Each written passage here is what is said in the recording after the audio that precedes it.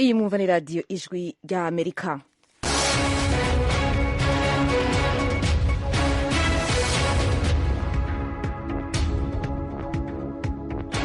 radiyo ijwi rya Amerika isamiranira i Washington DC mu Kirundi no mu Kinyarwanda. Mu Burundi mutwumvira ku mirongo migufi ya shortwave kuri metero 19 na metero 22.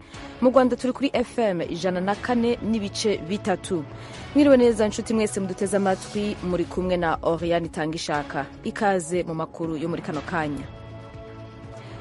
Abanyagihugu bo mu ntara ya Bujumbura bavuga ko batoroherwa gushika mu mugwa mukuru w'intara yabo kubera amabarabara atameze neza. N'ibarabara riteye isoni, ibimangamanga biri mu mabarabara, hariho n'ibisituka bigasidukira mu ibarabara bigatuma ahantu haguma hatembagara. Hari n'ahandi bituma n'iryo barabara kubera ritameze neza, bituma umuvuduko w'amazi uva mu ibarabara ukurukira munsi y'imisozi ikaguma itindagurika. Uyo ni umunyagihugu wo mu ntara ya Bujumbura mu Burundi. Mu Rwanda abasaba indishi mu rubanza rwa Paul Rusesabagina na bagenzi biwe basavye sentare ko abaregwa bose uko ari 21 bategekwa kuriha indishi ku vyaha babakoreye.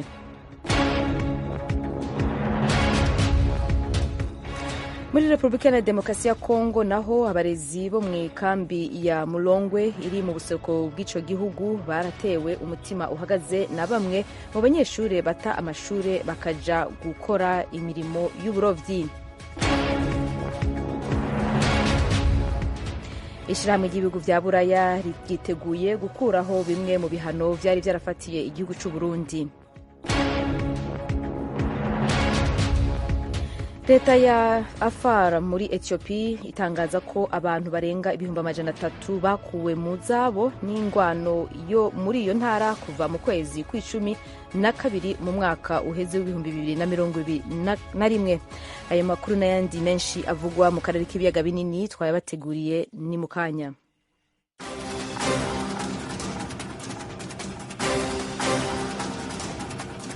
Tubibutse inshuti mwese ko muriko mubandanya kumviriza radiyo ijwi rya Amerika isamiranira i Washington DC mu Kirundi no mu Kinyarwanda. Ubu naho n'amakuru yo kw'isi. Amakuru avugwa hirya no hino kw'isi tuyahere muri Ethiopia. Leta y'intara ya Afar muri Ethiopia itangaza ko abantu barenga 300,000 nako bakuwe mu ngo zabo muri iyo ntara kuva mu kwezi kwa 12 k'umwaka uheze. Inkuru y'umumenyeshamakuru w'ijwi rya Amerika Fidel Nyongabo. Iyo leta yagiriza intego z'intara ya Eritrea ko zica zikongera zigasahura abasivile. Ishirahamwe mpuzamakungu ONU imenyesha ko ingwano mu ntara ya Afar ibangamiye igikorwa cyo gutanga imfashanyo y'ibifungurwa mu ntara bihana urubibe ya Tigreya, aho abantu ibihumbi amajana n'amajana bageramiwe n'inzara. Umukozi akorera ishirahamwe ry'abagira neza atashatse ko izina ryiwe rimenyekana avuga ko abantu batekewe n'ubwoba bariko bahunga mu mpande zitandukanye. Ingwano mu buraruko bwa Ethiopia yarahitanye abasivili ibihumbi n'ibihumbi, abandi miliyoni n'imiliyoni barava mu zabo mu ntara zitatu zo muri Ethiopia. Leta ya Afar yaratangaje ku munsi wa mbere ko inteko z'umuhari TPLF zateye iyo ntara mu kwezi kwa12 mu mwaka uheze. Itangaza ko zagandaguye abasivili ataco bazira, zirasahura zongera zirasenya inzego zitandukanye, zituma abasivili ataco bazira barenga ibihumbi amajana 3 bava mu zabo zikoresheje vya muzinga bikomeye mu kubomora. Urakoze Fidel. Igisata ca ONU kijejwe ikigega c'imfungurwa PAM uyu munsi wa kabiri catangaje ko abantu barenga 13 mu karere k'ihembe rya Afrika bahanzwe n'inzara ikomeye. PAM ivuga ko ryasavye imfashanyo yihuta kugira ngo inzara ituzwe ntibandanye guhitana abantu ibihumbi n'ibihumbi. Ni inkuru ya Eugenie Mukankusi. Imvura yabuze mu bihe byayo bitatu yatumye ahantu hose huma bikabije kuva mu myaka za 80. Kuba impuguke mu by'ibihe zisanga hazagwa imvura iri munsi yari isanzwe igwa, byitezwe ko umubabaro uziyongera mu mezi ari imbere. Michael Danford, umuyobozi wa PAM mu karere k'uburasirazuba bwa Afurika, yagize ati umusaruro warangiritse, amatungo arapfa kandi inzara iriyongera kuko haduka amapfa arimo kugira ingaruka ku ihembe rya Afurika. Aka ni akarere karimo Ethiopia, Somalia, Eritrea na Djibouti. Ibihe bibi byatikije amatungo bituma abantu ibihumbi bo mu karere, aho abenshi hari abahinzi, bajya mu nkambi z'abataye ibyabo. Mohamed Adem wo mu ntara ya Somalia ya Ethiopia kuri video ya PAM yagize ati ntitwari twarigeze tubona ibintu nk'ibi, ubu turabona ivumbi gusa, dufite ubwoba ko rizadutwikira twese rikadutaba. Hamu yabonye ibihembo by'amahoro Nobel mu mwaka wa 2020 yatangiye gahunda yo gushaka igisubizo ku ihembe rya Afurika muri iki cyumweru kandi yasabye miliyoni 327 z'amadolari. Ishami rya ONU ryita ku bana UNICEF ryo rikeneye miliyoni 123 z'amadolari mu gikorwa cyihutirwa cyo kurengera ubuzima bw'abana benshi bashobora gupfa cyangwa bagahura n'ingaruka z'igihe kirekire mu bwenge no mu mikurire.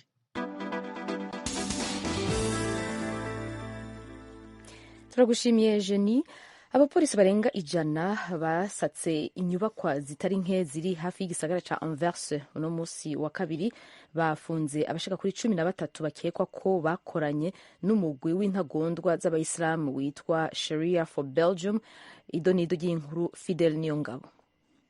Abashikiriza amanza b'igihugu bavuga ko uwo mugwi umaze igihe ukurikiranwa, ko igikorwa cakozwe n'igipolisi kijejwe gukurikirana ibikorwa vyawo. Bamenyesha ko bitegekanijwe ko abo bantu 13 batawe mu mvuto baseruka uyu munsi nyene imbere y'umucamanza ajejwe amatohoza aza gufata ingingo kwihagarikwa ryabo. Ibisagara vya Bruxelles na Anvers vyaradomwe ku rutoke muri kahise ko bikoreshwa n'intagondwa z'abayisilamu baturuka mu bice bitandukanye vyo kw'isi. Igisagara ca Anvers carakoreshejwe n'umugwi w'intagondwa z'abayisilamu Sharia for Belgium washinzwe mu mwaka wa 2010. Benshi mu banywanyi bawo bagiye kugwana mu migwi y'intagondwa mu gihugu ca Syria. Ku itariki 22 y'ukwezi kwa gatatu mu mwaka wa 2016 igisagara ca Bruxelles carageramiwe n'ibitero bibiri vy'abiyahuzi leta ya Kiislamu yiyitiri. Urakoze Fidel. Abategetsi b'igihugu ca Uganda bariko bararondera gushiraho itegeko ribwiriza abanyagihugu gufata incanco zo kwikingira ikiza ca COVID-19. Ni inkuru dushikirizwa na mugenzi wacu Fidel Nyongabo. Kandi ivyo biri mu nteguro y'itegeko rigenewe gutuma abantu batari bake bikingira ico kiza. Integuro y'iryo tegeko ishobora guhindurwa mu gihe iriko yihwezwa n'umugwi ujejwe amagara y'abantu mu nama nshingamateka. Isaba igihano co gufungwa amezi 6 ku bantu batubahirije ibisabwa kubijanye no kwicandagisha mu gihe habaye indwara z'ivyaduka. Alfred Driwale, umutegetsi ayoboye igikorwa co kwicandagisha muri Uganda, amenyesha ko iki arico gihe co gushiraho itegeko nk'iryo. Abategetsi ba Uganda baragerageje mu mezi ya vuba gutuma abanyagihugu bubahiriza ingingo zisaba abanyagihugu kwicandagisha, yamara ntaco vyashitseko. Umushikiranganje ajejwe amagara y'abantu muri Uganda yatangaje mu kwezi kwa mbere k'uyu mwaka ko incanco zirenga 400 zatawe inyuma y'uko zitaye igihe imbere y'uko zikoreshwa. N'ubuhombe bukomeye kuri leta imaze gukoresha incanco imiliyoni 12,700 gusa mu gikorwa cyo gucandaga abanyagihugu. Ifise imigambi yo gucandaga n'imiburiburi igice c'abanyagihugu bose uko ari miliyoni 44. Fidel Nyongabo dufitiye kandi inkuru yerekeye Perezida w'Ubufaransa Emmanuel Macron yatangaje no musi ko abona ko hariho muri iki gihe uburyo bwo guhamika imishamirano hagati ya Ukraine n'Uburusiya. Ni nyuma yuko agiranye ibiganiro n'abakuru b'ivyo bihugu. Idushikiriza mu kiganiro yahaye abamenyesha makuru inyuma yuko agiranye ibiganiro na Perezida wa Ukraine Volodymyr Zelensky ku mugwa mukuru Kiev, Macron yatangaje ko yemera ko kugira intambwe mu biganiro ari ibintu bishoboka. Perezida Macron avuga ko bafise akaryo muri iki gihe ko gutuma ivyo biba. Perezida Zelensky na Perezida w'Uburusiya Vladimir Putin batangaje ko bakibandanya kwiyemeza ku masezerano yapfunditswe mu mwaka wa 2015 kubijanye n'intambara y'abashaka kwiyongora kuri Ukraine bari mu buseruko bw'igihugu. Perezida Macron avuga ko bashobora kugira intambwe mu ntumbero yo kuhamika icuka kibi kiri hagati y'Uburusiya n'ibihugu vyo mu burengero bw'isi bifatiye ku ngingo y'Uburusiya yo gukoraniriza inteko nyinshi ku mbibe z'igihugu ca Ukraine. Amenyesha yamara ko badashobora gutorera inyishu ikibazo ca Ukraine mu masaha make y'ibiganiro. Atangaza ko imisi 7 n'amezi biri imbere ari vyo bishobora kuzotanga akaryo ko kugira izo ntambwe.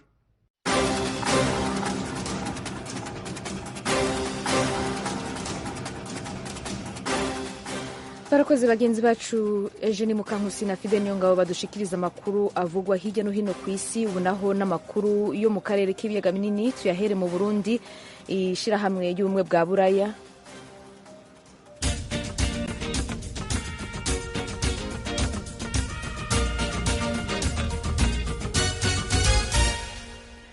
ubu naho n'amakuru yo mu karere k'ibiyaga binini tuyahere mu Burundi. Ishirahamwe ry'ubumwe bwa Buraya ryakuyeho uno musi ingingo zari zarafashwe mu mwaka wa 2016 zari zigenewe guhagarika guha leta y'u Burundi imfashanyo y'amafaranga. Mugenzi wacu Fidel Nyongabo atubwire incamake y'iyi nkuru.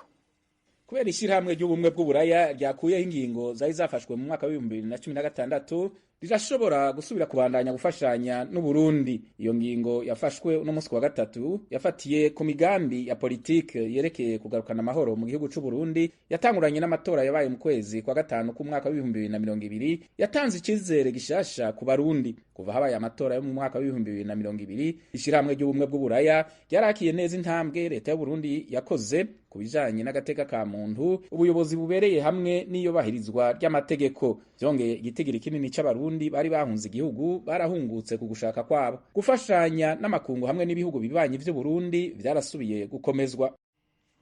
Urakoze Fidel. Ahandi naho mu Rwanda abasaba indishi mu rubanza rwa Paul Rusesabagina na bagenzi biwe basavye sentare ko abaregwa bose uko bari 21 bategekwa kuriha indishi y'ivyaha bakoreye, mu gihe hariho abaregwa bo baragaragaza ko batagikwiye gusabwa indishi kuko ibitero vyakozwe n'abagwanyi ba FLN batabigezweho uruhara. Ni inkuru y'imenyeshamakuru w'ijwi ry'Amerika Assumpta Kabuyi i Kigali. Mw'iburanisha ryo kuri uyu wa kabiri abaregwa 19 nibo bari bitabiriye iburanisha, usibye Matakamba Jean Berikimasi uburana yifashishije ikoranabuhanga ari muri gereza ya Mageragere ku mpamvu z'uburwayi, na Paul Rusesabagina wivanye mu rubanza. Ikibazo cy'indishyi ni cy'ababuranyi ku mpande zombi bavuzeho kuri uyu wa kabiri. Bamwe mu baregwa bagaragaje ko baciwe indishyi kandi bataragize uruhare mu byaha byakorewe abaturage ba Nyabimata, Uwinkingi mu karere ka Nyamagabe na Kitabi mu nkengero z'ishyamba rya Nyungwe. Mu baregwa harimo Nsengimana Herman wahoze ari umuvugizi wa FRN asimbuye Nsabimana Karisti Sankara. Yavuze ko adakwiye kuryozwa indishyi kuko ibyaha byose byakorewe abaturage bo mu mirenge yagabweho ibitero na FRN byabaye we ari umuvugizi wa FRN ari muri Kongo. Nsengimana Herman yagaragaje ko nta ruhare na ruto yagize muri ibyo bitero. Abandi bane bari muri iri tsinda nabo bahakanye uruhare mu bikorwa byo guhohotera abaturage, bagaragaza ko byakozwe byose byabazwa abari abayobozi ba FRN barimo Rusesabagina Paul ndetse n'abasirikare bakuru bayoboraga abagabaga ibitero. Abunganira abaregera indishyi barimo Maître Munyamahoro René na Maître Mukashema Marie Louise babwira urukiko rw'ubujurire ko abaregwa bakwiye kubazwa ku byashingiweho baryozwa indishyi. Bibukije ko uburyozwa cyaha bubaho ari uko hari icyakozwe n'icyangijwe n'abakiryozwa. Bavuze ko hashingiwe ku miterere y'ibyaha by'iterabwoba abaregwa bakurikiranyweho hari abayobozi bashyizeho politike bakanashaka amafaranga yo gukoresha muri FRN, hakaba n'abasirikare bagabye ibitero. Maître Munyamahoro yasobanuye ko kuba abaregwa batarahamijwe uruhare mu bitero bimwe bitatuma batishyura indishyi, kuko ibyo baregwa ari icyaha gitegurwa mu mugambi muremure kandi urimo benshi. Abaregera indishyi bagaragarije urukiko ko bambuwe ibyabo, hakaba biciwe ababo, ariko urukiko rukaba amafaranga atangana n'ibibazo basigiwe n'ibitero bya FRN. Hari umugore umwe uri mu baregera indishyi bagaragarije urukiko ko yiciwe umugabo, bakaba asigaye ari umupfakazi urera abana wenyine. Yasabaga amafaranga arenga miliyoni 100 y'indishyi y'akababaro, ariko urukiko rukuru rwamugeneye miliyoni 10. Uyu mubyeyi asangiye ibibazo n'abandi benshi bagera kuri 43 bagaragaza ko bahawe amafaranga adahwanya n'akababaro batewe n'ibitero bya FRN. Hari ikindi cyiciro cy'abaregeraga indishyi bagera kuri 52 batahawe indishyi z'akababaro. Urukiko rukuru rukaba rwari rwanzuye ko batatanze ibimenyetso bazisaba. Ubusanzwe abantu basaga 90 nibo bari baregeye urukiko basaba indishyi zisaga miliyari y'amafaranga y'u Rwanda, ariko urukiko rwari rwemereye abagera kuri 44 indishyi, abandi rugaragaza ko batatanze ibimenyetso by'ibyo bavuga. Abaregera indishyi basaba ko Paul Rusesabagina na bagenzi be 20 baryozwa ibyabo byangirikiye mu bitero byagabwe na FRN. Nubwo bisa nk'ibizagora benshi mu baregwa kubona ubwishyu basabwa, kuko usanga bafite ibyo batunze ari bake cyane ugereranije n'ibyangijwe bisabirwa kuriha. Rusesabagina nabo bareganwa hamwe bakurikiranyweho ibyaha bifitanye isano n'ibikorwa by'iterabwoba byagabwe ku butaka bw'u Rwanda, bikagwamo abaturage 9, abandi barakomereka bibaviramo ubumuga budakira. Ibitero byabaye hagati ya 2018 na 2019. Iburanisha rizakomeza kuri uyu wa 4. Assumpta Kaboyi, Ijwi ry'Amerika i Kigali. Iwanyu mu ntara. iwanyu mu ntara. Ni ikiganiro kibashikiriza amakuru avugwa ahanini mu ntara no mu makambi y'impunzi z'Abarundi ari muri Tanzania, mu Rwanda, muri Uganda no muri Repubulika Iharanira Demokarasi ya Kongo. Iwanyu mu ntara. Nakaryo ijwi rya Amerika riha umunyagihugu aho aherereye ku gatumba mu ikambi kugira yagira abandi uko abayeho mu buzima bwiwe bwa minsi yose. Iwanyu mu ntara n'icyanyu. Tuyagire mwisanzuye kwijwi rya Amerika. Ni kuva kuwa mbere gushika kuwa gatanu kuva isaha 7 gushika isaha 7:30 z'umutaga. Iwanyu mu ntara, iwanyu mu ntara, iwanyu mu ntara.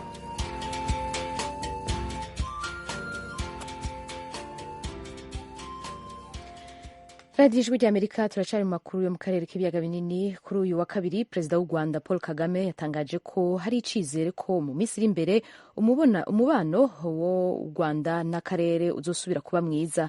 Perezida Kagame yabitangaje igihe yariko ararahiza abategetsi bashasha binjiye muri leta. Ni inkuru y'imenyeshamakuru b'ijwi rya Amerika Eric Bagiriubusa i Kigali mu Rwanda. Akimara kwakira indahiro z'abategetsi bakuru bashya muri guverinoma, perezida w'u Rwanda Paul Kagame nibwo yongeye kugira icyo avuga ku mibanire y'u Rwanda n'amahanga. Ni umuhango wabereye mu ngoro y'inteko ishinga amategeko.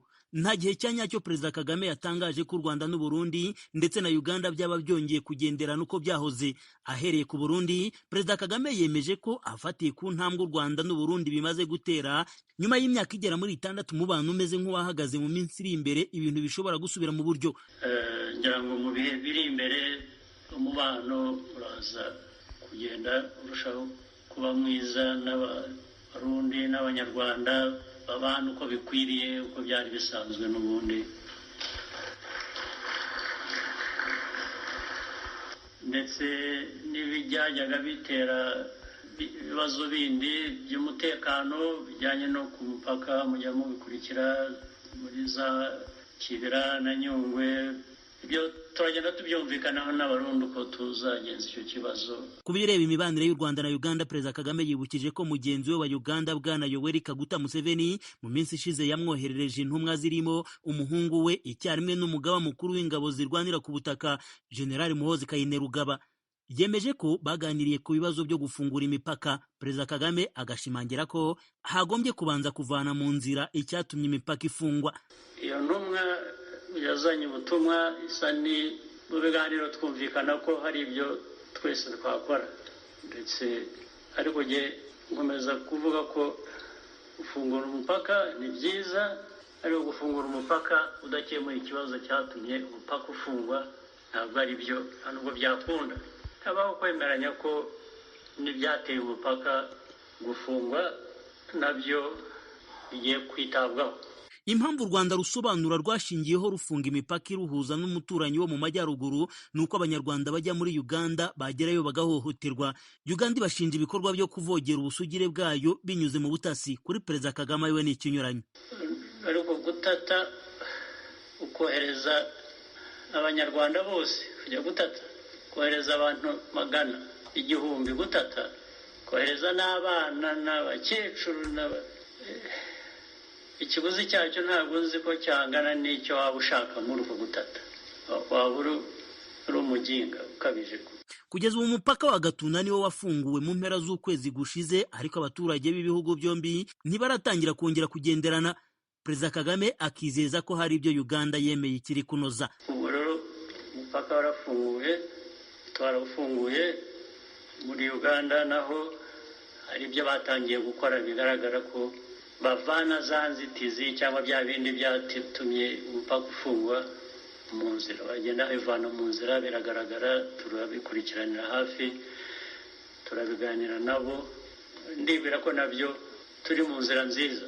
Naho kukirebana n'imibanire y'u Rwanda n'igihugu cya Repubulika ya Demokarasi ya Kongo, umukuru w'u Rwanda nubwo atayitinzeho ntiyabuze kwemeza ko hakigaragara ikibazo cy'umwanzi w'u Rwanda abereye ku isonga. N'umwanzi avuga ko amaze imyaka isaga 25 n'abandi bagenda bamwiyongaho. Mu mvugo ishimitse, perezida Kagame akavuga ko mu nzira izo arizo zose kizakemuka. Impamvu hanze amaso muri Kongo ni FDLR n'indi mitwe iri muri Kongo ishobora kuvanga na ADF kubera urabona ko already hari connection, ibyo tubihanze amaso, ariko tuzabikemura uko bikwiye kuba bikemura.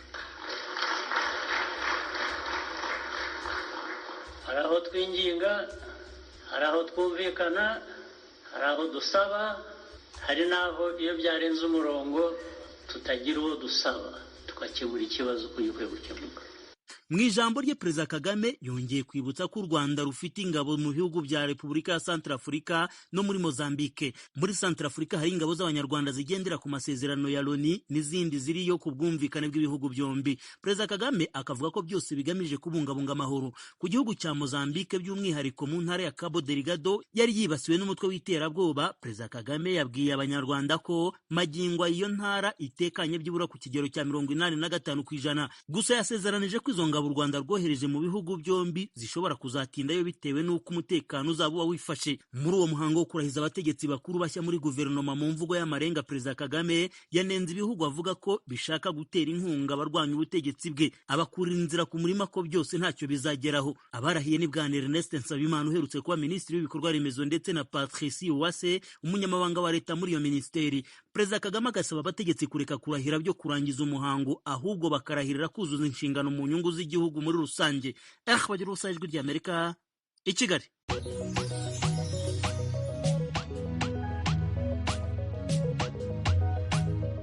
Nshuti z'ijwi ry'Amerika, uretse kuri FM musanzwe mutwumviraho, mushobora kudukurikira no ku mirongo migufi bita short waves kuri metero 25, ni ukuvuga kuri kilohertz 11,835. Buri munsi ni kuva ku wa mbere kugera ku wa gatanu, kuva saa 2:30 kugera saa 3 no kuva saa 3:30 kugera saa 4 ku mugoroba. Ku wa gatandatu ni kuva saa 12 kugera saa 12:30 ku mugoroba. Ijwi ry'Amerika kuri metero 25 kilohertz 11,835.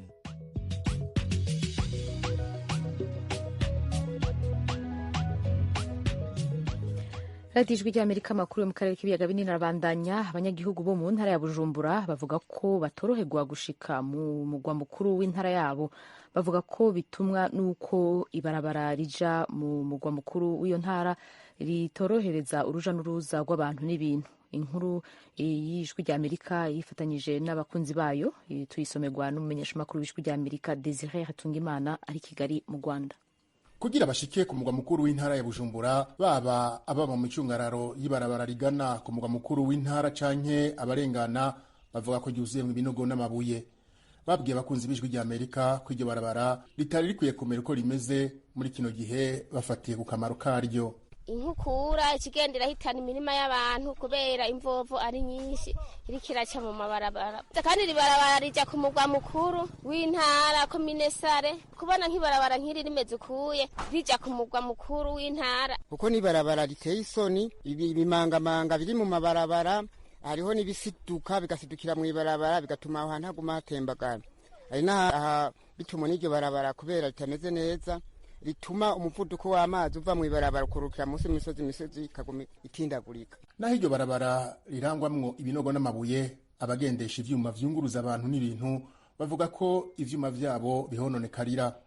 Uno mukenyezi akavuga ko ivyo bica bituma basabwa amafaranga menshi mu kwiyunguruza bakoresheje ivyo vyuma. Kuko nka twego abanyagihugu bato bato tugiye nko kurangura utuntu, itike iratugora cyane. Nkarwo dutangira 500 mu kumanuka, ubuye duca dutanga 1500. Aho rero ibyo nivyo bintu bitugoye.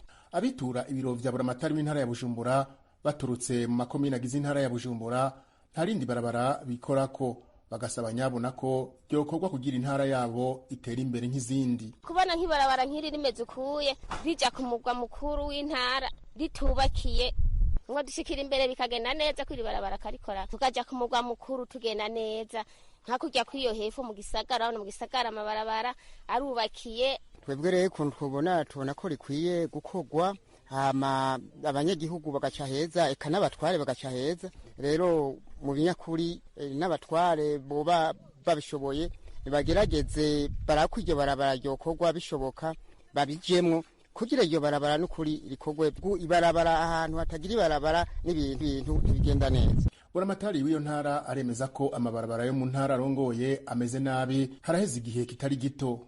Yabwiye abakunzi b'ijwi rya Amerika ko leta ifise umugambi wo kuyasanura. Desire Sengiyumva ni buramatari w'intara ya Bujumbura. Amabaraje ku mugwa mukuru w'intara ya Bujumbura ahanini nabiri, rimwe rihanyuka kuri barabara RN1. Iryo barabara kuva kuri RN1 bigushika ku mugwa mukuru ni ibirometero 11. Ni barabara rigendeka nabi cyane, barabara ry'ibivu rishaje. Rero twaragerageje kuvuga kubwira ubushikanganje bubijejwe, ubu rero bariko barisuganya, baramaze kucaho barapima, bashyiraho dupiquetage kugira ngo iryo barabara barisharge barishiremwo kariyeri. Turizigiye ko vuba ico gikorwa kizotangura. Mu kurindira ko ibikorwa bitangura, hari ico buramatari w'intara ya Bujumbura asaba abarongoye, nuko aho bishoboka boba barasibura ayo mabarabara kugira uruja n'uruza rw'abantu n'ibintu rubandanye buke buke muri iyo ntara yo mu burengero bw'u Burundi.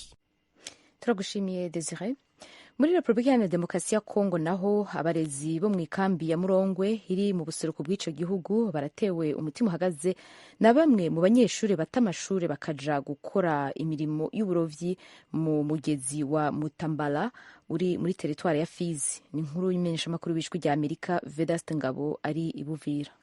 Bamwe mu bana bo mu nkambi ya Murongwe iri muri sekiteri ya Mutambala teritwari ya Fizi bemeza yuko bahitamo kureka amashuri bakajya gukorera amafaranga yo gutunga imiryango yabo binyuze mu mirimo y'uburobyi.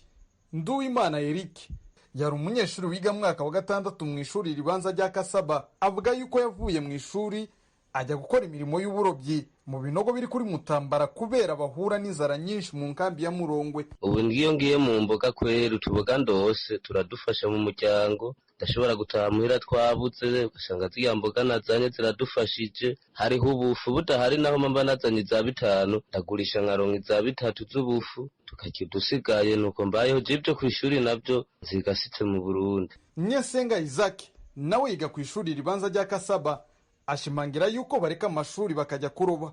Ini Murongwe turi abanyeshuri mugabo harageraho injya ifungurwa zihera, tukatuvuga ati injya kuziheze ikaje Mutambara kuroba, kaja kuroba mba turose n'ifi za 5 badaraje igihumbi zinka kuzirya. Icyo gituma twebwe abanyeshuri umenga amashuri ntago agera neza, tumaze nk'iyinga tuja kuroba cyo tubona umenga tugisombe sombe turaguranya cemvuga ati reka nje Mutambara kuroba kumbure hari gihe nogive.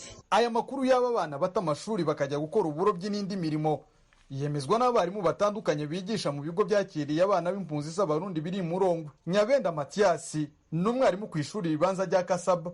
Nuvuga nko mu ntango z'umwaka twari dufise abana bashika mu 150 ngaha mu ishuri rimwe gusa n'abarenga, ariko ubu ushobora gusanga mu ishuri atana abanyeshuri 30 usangayo. Imvo nazo si zindi, bamwe babaje bavuga ko baraye inzara bigatuma bataza ku ishuri, abandi nabo kubona ko amikoro muhira ari make bahitamo kuja mu buzi butandukanye, ahantu uvuga nk'abirwa muri Mutambara kuroba, abaja gukora ubuzi bwo mu maresitora koza amasahani ahatandukanye Katanga, Baraka n'ahandi. Abandi nabo ugasanga nko bamaze kugira utuguvu bari hirya no hino guca udufaranga, gusatura amatafari, gukora ibiyede. Nubwo biruku bamwe mu babyeyi bo muri inkambi basanga abana babo guta amashuri bakajya kuroba biterwa n'ubukene baba bafite mu nkambi. Ijwi rya Amerika ryagerageje kuvugisha ishami ry'umuryango w'abibumbye byita impunzi rya ASER kuri iki kibazo cy'abanyeshuri bata amashuri ntibyadukundira.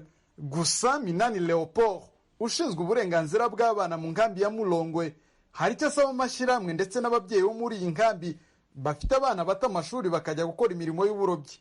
Umuntu yavyaye umwana ntamugura amatungo canke se ntamugura ubuzima bubi ababayemwo, ariko aragerageza mu kibanza c'umuvyeyi akagerageza, ariko ntatuma umwana kumuronderera. Abavyeyi rero numva no basaba cyane kwitwararika iby'ubuzima bw'abana babo kugira ngo ntibaze barapfira mu ico kiziba canke bakura izindi ngeso zitandukanye. Si mu nkambi ya Murongwe yonyine abana bata amashuri bakajya gukora imirimo y'uburobyi, no mu nkambi ya Rusenda hari abana bata amashuri bakajya gukora uburobyi ku kiyaga cya Tanganyika. Vedaste Ngabo ku bwa Radio Ijwi rya Amerika, Uvira mu Ntara ya Kivu y'Epfo.